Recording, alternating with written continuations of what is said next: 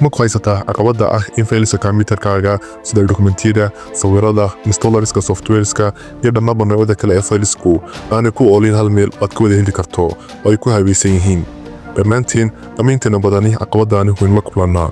marka qaarna waynu dareennaa inay tani dhib noogu tahay balse markaasina ma xalino oo waynu ilownaa oo fileska oo badan awgeed waxaynu iskaga daynaa sida ay hadda yihiin. haddaba caqabadaasi aynu si xirfadaysan uga xalinaynaa muuqaalkeena maanta. intaasoo keliyatana maahan waxaan sidoo kale iskaan ku samaynaynaa fileska inagoo calaamadaynayna kuwa suspicioska ah ee laga yaabo inay malware yihiin ilaa ugu dambeyn aanu samayno report inoo sheegaya shaqooyinka la qabtay. waxba yaynaan sii dheerayn aynu bilowno. ugu horeyn aynu meel ku qoranno waxyaabaha ay tahay inaynu samayno si aan si fudud ugu arki karno meesha aynu marayno iyo waxyaabaha aynu qabannay. kow waynaynu samaynaa file organizer noocyada faylasha mid kasta meel gaar ah inoogu ridaya. laba in la calaamadiyo faylasha loogu shakiyo malwares. installerska malwareskana waxaa ka mid ah exe, js, path iyo vbs. saddex faylasha waxaanu samaynaynaa hashku waa sidii fingerprint inoo hubinaya saxsanaanta fayleska iyadoo waxba laga bedeli karayn. ugu dambeynna report ayaan soo saaraynaa. ugu horeyn aynu dhammaan moduleska aynu adeegsan doonno u qeexino xagga sare import os tis hashlib oo ah moduleka ay ku samayn doono hashiska iyo date and time oo ah moduleka aynu ku adeegsan doono reportka. qoraalka scriptiganna waxaynu ugu horeysiinaynaa samaynta iyo soo saarista hashka si aanu fileska ugu siino fingerprint haas u ah. waxaynu qeexaynaa function noo soo saaraya hashiska parameterka u qaadanaya oo file path ama locationka fileka in hashka u samaynayno. SHA-256 waa algorithm lagu sameeyo hashiska equal hashlib .SHA-256. variablekanina waxaa inoo bilaabayaa in fileka hash loo sameeyo kadibna aynu soo furno fileka hashka loo sameynayo with open file path rb as file. rb waa in fileka loo furo format ah read only while tank file read 8192 oo la mid ah 8kb ayaa filekii oo soo furaya. tan waxay naga caawinaysaa in si qayba ah loo kala akhriyo fileskii kadibna SHA-256 update chunk return SHA-256.txt oo ah in hash markuu dhammaystirmo string ahaan loo soo celiyo si loo adeegsan karo. soo saarista hashiska iyo functionska intaas aynu ugu eg tahay. inuu gudubno organisereynta ama habaynta fileska. function waynu samaynaynaa define analyze directory parameterka u qaadanayana waa directory.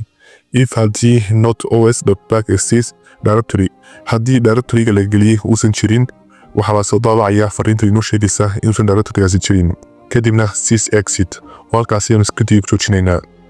intaynaan categorieska fileska qorin aynu reportka ku bilowno list maran hadhow aynu xogta gelin doonaa.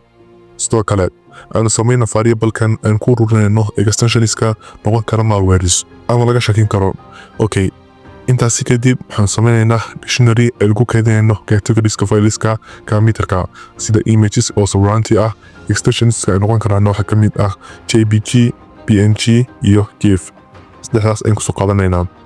documents ayaguna ah category extensionska noqon karaan waxa ka mid ah pdf, docs iyo txt. waxba yana hadda sii dheerayn noocyada kale ee fileskana hal meel aynu isku geynaa oo others aynu isku dhahaynaa oo ka kooban empty list. wixii ka soo hara qaybaas in horu soo qeexnay listigan ayaa la gelinayaa. intaasi kadib waxaynu loop ku samaynaynaa categorieska inagoo samaynaynaa folder ka hooseeya categories kasta. for category in categories oo ah dictionaryga loopka lagu samaynayo os.make directory oo inoo samaynaya directory ama folder cusub os.path.join directory category. intaan haddaba u fiirso waa muhiim inaynu fahno. haddii aad fiirsatay Windows waxaa isticmaalaa // marka fileska locationkooda la qeexaayo halka Linux iyo macOSna ay adeegsadaan // haddaba os.path.join waxuu simply inoo samaynayaa kow in la isku daro locationska si loo sameeyo mid macno leh oo sidan oo kale ah. laba in operating system kasta si automatic ah loo garan karo calaamadoo isticmaalayo si aan error isu dhicin. haddaba fileska waa inaynu analyze karaynaa. files equal os.list directory fileska la analyze garaynayo waa kuwa inoogu jira directoryga ama folderka markaasi la doorto. for loop aynu ku samaynaynaa si marba file loo soo analyze gareeyo. haddaba marka ugu horeysa fileka waxaa lasoo helay locationkiita marka locationka lasoo helana intaan on glob ayaa la samaynayaa. kow waa in lasoo saaraa extensionka filekaasi si loo soo saarana waxaynu adeegsanaynaa os.path playtext file 1. marka fileka magaciisa lagu sameeyo split waxaa loo kala qaybinayaa laba qayb.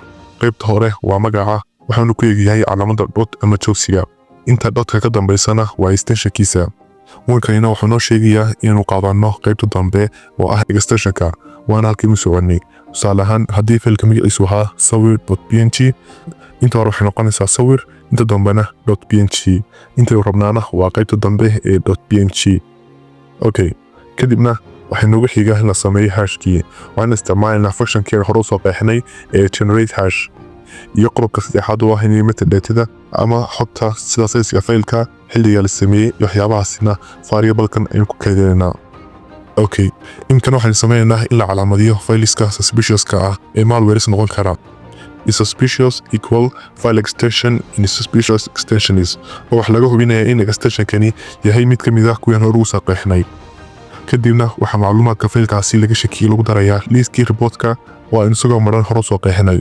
report.append magaca faylka extensionkiisa hashkiisa sizekiisa iyo xilliga modification lagu sameeyay datetime from timestamp file metadata inuu yahay mid laga shakiyay ee report ku daraynaa okay waxay noogu xigaa in fayl kasta la geeyo meeshiisii wixii sawiraad ah lagu shubo images wixii documenti ah la geeyo documents marka hore in fayliska la move gareeyay oo locationkooda la bedelay waxaan ka dhigaynaa false oo weli lama bedelin for loop ayuu adeegsanaynaa if file extend in file extension is os.rename wax ka bedel lagu sameynayaa locationka faylkaasi os.path.join directory category file kadibna xaqiijin in faylkii la move gareeyay equal true kadibna break balse haddii aan faylka la move garayn oo macnaheedu noqonayo muu ahayn mid ka mid ah labadii category ee hore soo xusnay ee images iyo documents tusaalaha wuxuu noqday muuqaalku inuu jirin categorieska markaasina wax la sameynayaa if not moving os.rename filepath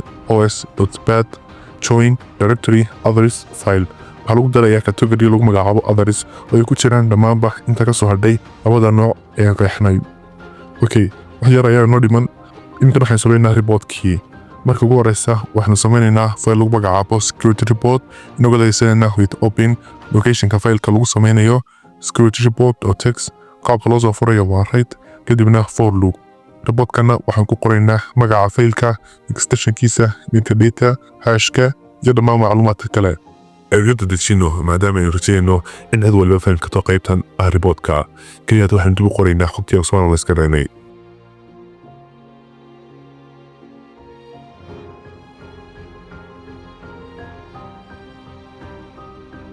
print analyze completed kadibna aynu dhamaystirno scriptiga oo aan xaqiijino in qofka isticmaalaya scriptigan uu geliyay folderka la adeegsanayo haddii aan la gelin folder lama aan la iskarayn karo scriptiga waa in joojinaa scriptiga haddaba aan tijaabina scriptiga halkan waxaa noogu diyaarsan folder ay ku jiraan dhammaanba noocyadii kala duwanaa extensionska sawiro documents muuqaalo iyo malwares aynu ku rangarayno terminalka soo fur terminalka kale ama kabaycam kadibna tag locationka uu scriptigu yaalo kadibna waxaan qoraynaa python magaca scriptiga iyo locationka folderka la adeegsanayo analyze completed ayuu ragnaa aynu soo fiirino folderkii wow iminka folderkani waa habaysan yahay security reportna waa leeyahay balse hal wax ayaa naga dhiman kaasi oo ah in malwareskiina la iskareeyay lagu daray otherska taasina maynu rabin si fudud ayuu taasina xalin karnaa aynu categorieska ku darno suspicious kadibna value-ga uu qaadanaya suspicious extensions ma labaad aynu iskarayno